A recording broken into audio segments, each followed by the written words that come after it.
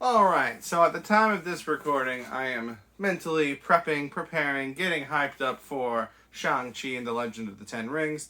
So I wanted to revisit some of what we saw of the Ten Rings in the MCU, which meant the Iron Man trilogy. Now I'm going to make another video that's probably going to be up before this one, just about the Ten Rings.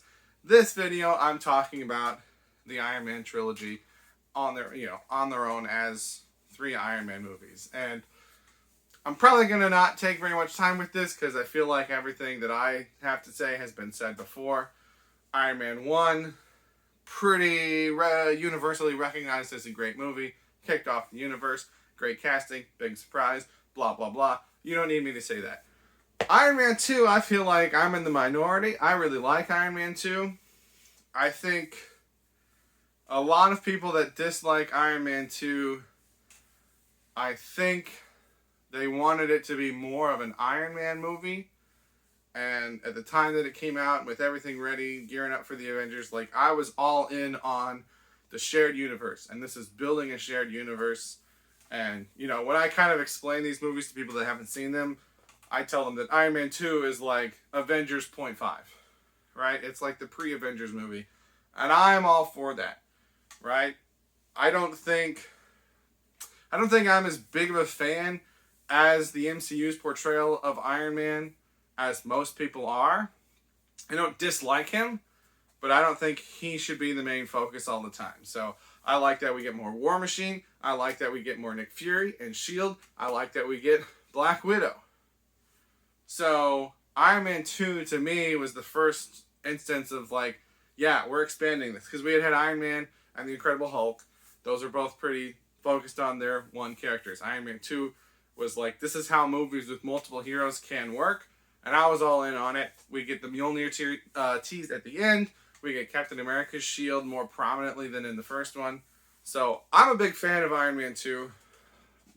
My least favorite part of Iron Man 2 is Tony Stark. I think they went in too heavy on how he's just always making jokes. Like in the first one and in other movies, it feels natural and it feels like it's paced well. And Iron Man 2, it seems like they just had him try to cram in as much as possible. Now, maybe that was supposed to be something with his character arc because he thought he was dying. So maybe he's just constantly trying to think of anything else. But it's a bit much when I rewatch it. That scene where he and Pepper are talking in his workshop.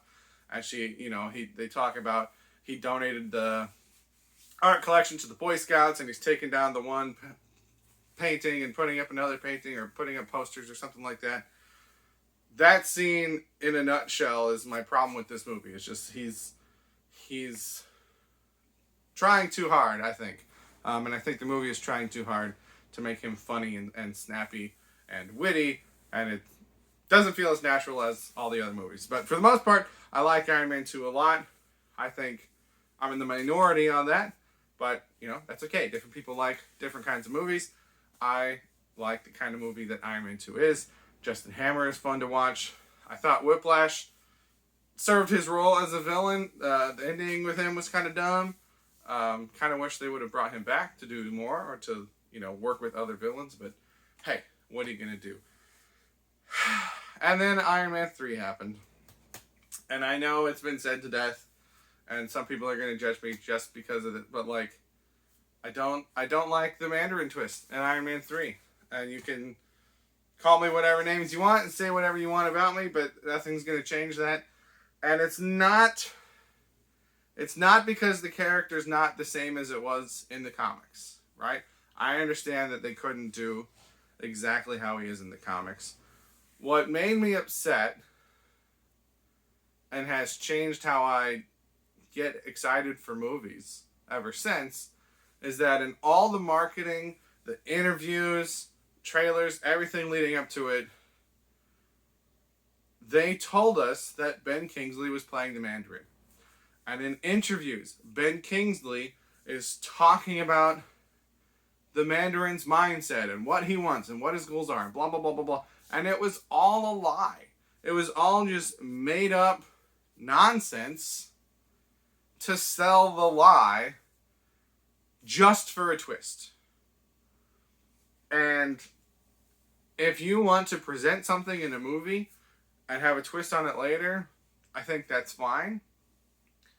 But when all your lead up and all your press coverage and all your interviews also reinforce that lie, all that does is make me not want to listen to anything else you say about any other movies. Because why would I trust you now? So, back, closer to the time of Iron Man 2's release, I was all in on, watching trailers and going through stuff frame by frame and looking up theories and speculations and stuff like that. And that continued for a while after Iron Man 3. But I think that was the tipping point where I was just like, what's the point, right? Because they're not going to be honest in their promotion for the movie. So why do I want to get myself worked up for something that might not even be true? And I think that has led to me enjoying the movies more, is because I put less on them. I put less expectation on them. And so, more recent examples, like with Infinity War, where they showed Hulk in the trailer, but then it actually, in the movie, was Banner inside the Hulkbuster suit. Things like that don't bother me anymore, because I don't put much effort or attention into it. I don't care. So,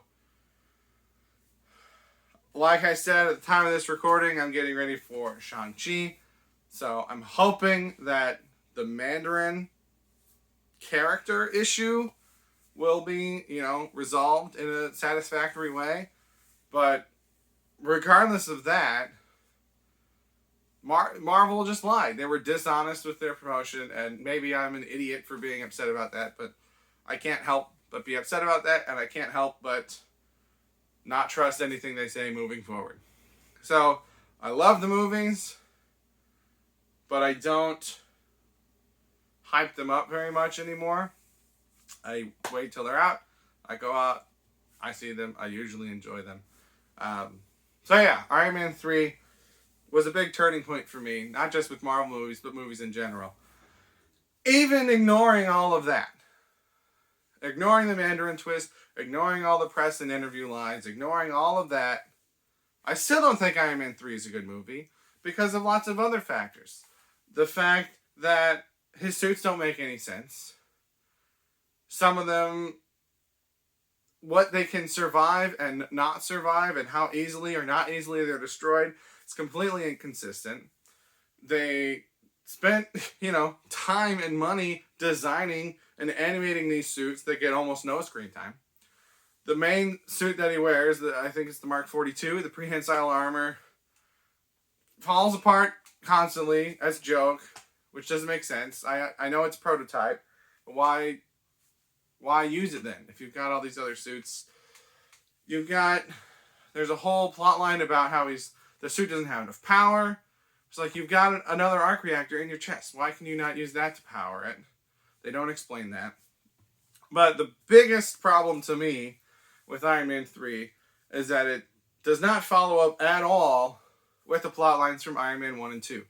And Iron Man 1 and 2, biggest overarching plot lines were Tony's relationship with his dad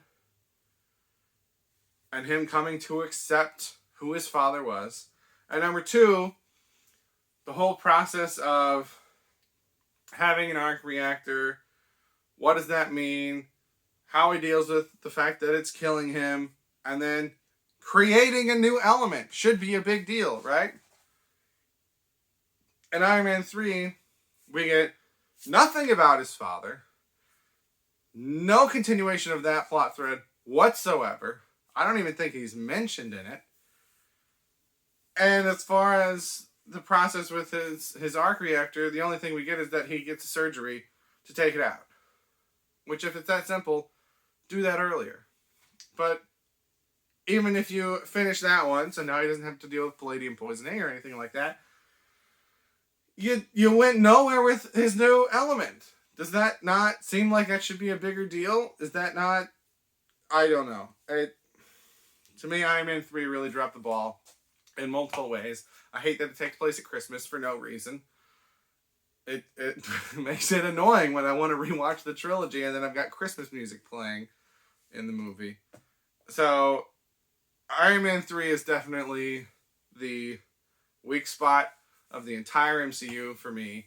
And I know part of it is my own biases with what happened with the Mandarin, and that's in my head. And I know some people are fine with it, and if you're fine with it, that's fine, right? I'm fine with you being fine with it. I'm not fine with it, though. That was a disappointment. It didn't carry on with the plot threads from the first two movies. This was the first post-Avengers movie. This was really the movie where you really had to explain how solo movies are going to remain solo movies after the team-up movies, and they just didn't. So, yeah, I don't want to spend too much more time ragging on Iron Man 3, but